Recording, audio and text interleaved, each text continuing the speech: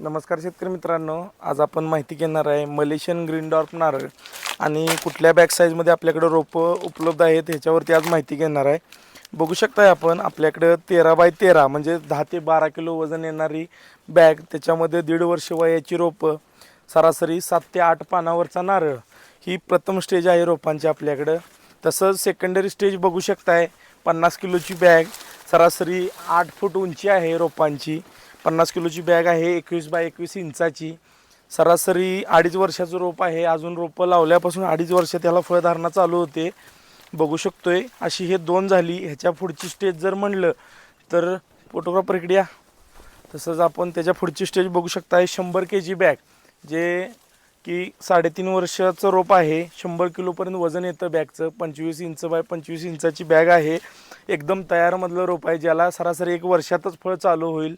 अशी सर्व प्रकारच्या सर्व व्हरायटीज आपल्या नर्सरीमध्ये उपलब्ध असतात. बघू शकतोय आपण क्वांटिटी कशा प्रकारची आहे सर जरा दाखवायचं आहे इकडे.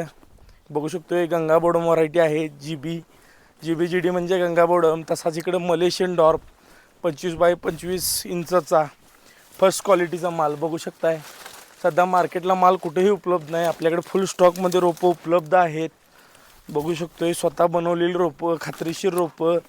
श्रीनाथ नर्सरी, मांजर्डे, तालुका तासगाव, जिल्हा सांगली. धन्यवाद.